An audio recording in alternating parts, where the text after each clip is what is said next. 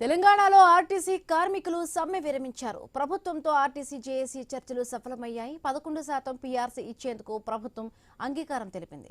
RTC విలీనం, గుర్తింపు సంఘాల ఎన్నికలకు గ్రీన్ సిగ్నల్ ఇచ్చింది. గుర్తింపు సంఘాల ఎన్నికలకు ఏర్పాట్లు చేయాలని ఆర్టీసీ యాజమాన్యానికి ఆదేశాలిచ్చింది. ప్రభుత్వంలో ఆర్టీసీ విలీనం కోసం కమిటీ ఏర్పాటు చేయాలని నిర్ణయించింది.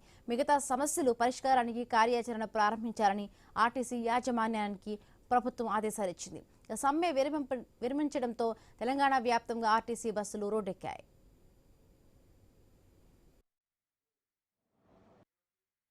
ఆర్టీసీ సంబంధించి టీజీఆర్టీసీ సంబంధించి గుర్తింపు ఎన్నికలు నిర్వహించుకోవటానికి ప్రభుత్వం అంగీకరించిందని చెప్పారు.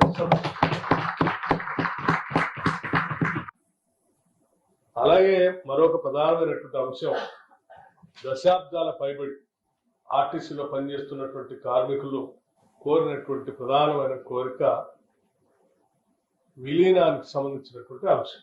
ఈ విలీనానికి సంబంధించినటువంటి అంశంపై కూడా సుదీర్ఘంగా చర్చించిన తర్వాత ఆర్టీసీ విలీన ప్రక్రియకి సంబంధించి అధికారులతో మరియు కార్మిక నాయకులతో కలిపి ఒక అధికారిక కమిటీని ప్రకటించడానికి నిర్ణయించారు.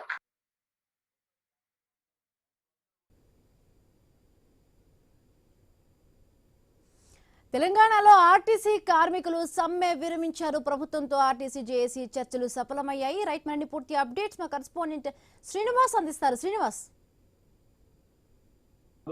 తెలంగాణ రాష్ట్ర వ్యాప్తంగా 3 రోజుల పాటు ఆర్టీసీ కార్మికులు చేసినటువంటి సమ్మెకైతే ఎట్టకేలకైతే ముగింపు అయితే దొరికింది. నిన్న ఆ క్యాబినెట్ సబ్ కమిటీ తోటి భేటీ అయిన జేఏసీ నాయకులు ఇటు కార్మికులు ముందుంచినటువంటి 32 డిమాండ్లకు అయితే ఇటు ప్రభుత్వం సానుకూలంగా స్పందించడంతో అయితే సమ్మె విరమిస్తున్నట్టుగా అయితే జేఏసీ నాయకులు అయితే తెలిపారు. ఇప్పటికే ఈ రోజు ఉదయం నుంచి కూడా ఆర్టీసీ బస్సులన్నీ కూడా రోడ్ ఎక్కిన పరిస్థితులు అయితే ఉన్నాయి. మనకు అందుబాటులో జేఏసీ నాయకులు ఉద్యోగులు ఉన్నారు, వారిని కూడా అడిగినాం. సార్ చెప్పండి, శంకర్ గౌడ్ ఆత్మార్పణం వృధా పోలేదు అనుకోవచ్చా ఈ డిమాండ్ల సాధనతోటి? ఈ రోజు ఈ డిమాండ్ల సాధన ఏది జరిగినా గానీ శంకర్ గౌడ్ గారి ఆత్మ బలిదానం వల్లనే ఇవాళ స్ట్రైక్ కాల్ అవడం జరిగింది. ఎందుకంటే ఆయన మరి ఎందుకు ప్రలోభమైంది ఏంటిదన్నది ఆ భగవంతుడు తెలుసు.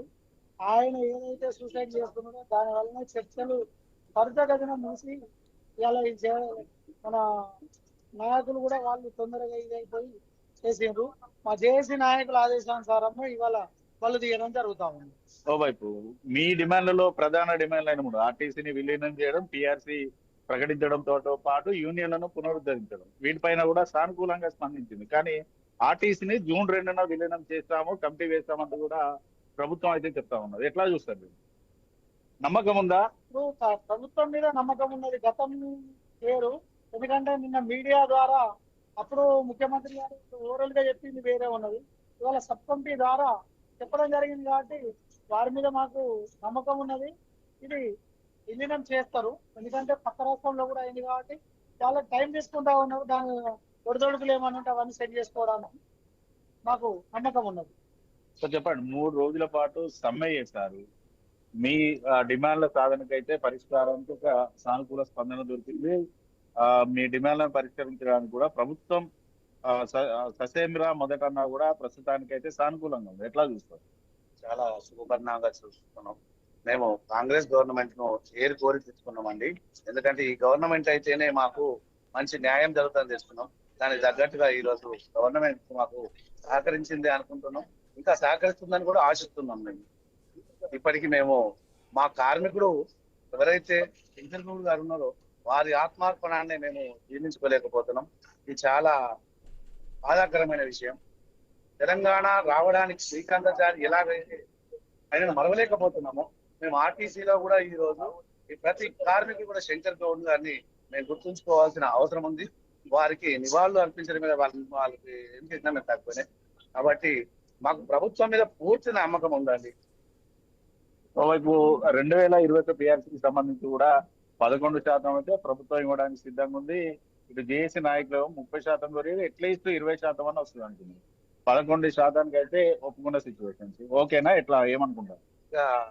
మా జేఏసీ నాయకులు తీసుకున్న నిర్ణయాన్ని మేము దేన్ని కూడా తప్పుపట్టే విధంగా లేము.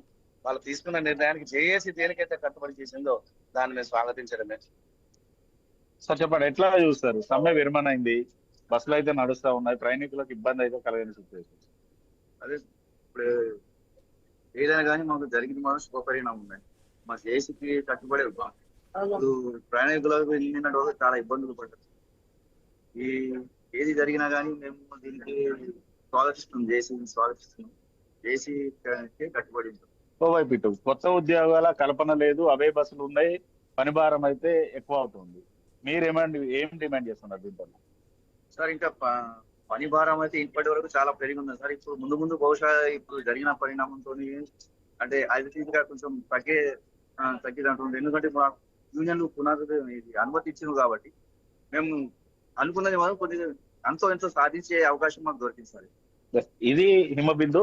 ఆర్టీసీ జేఏసీ నాయకులు గాని ఉద్యోగుల నుంచి అయితే ఒకటే వస్తుంది, ప్రభుత్వం తమ డిమాండ్లను పరిష్కరించడానికి సానుకూలంగా స్పందించడంతో అయితే తాము హర్షం వ్యక్తం చేస్తున్నాం. ఏదైతే తమ ప్రధాన 3 డిమాండ్ల పైన కూడా ప్రభుత్వం సానుకూలంగా స్పందించింది. ఖచ్చితంగా ఆ డిమాండ్లను కమిటీలతోటి ఫైనల్ చేస్తామని చెప్పడంతో అయితే ప్రభుత్వం పైన మాకు నమ్మకం ఉంది.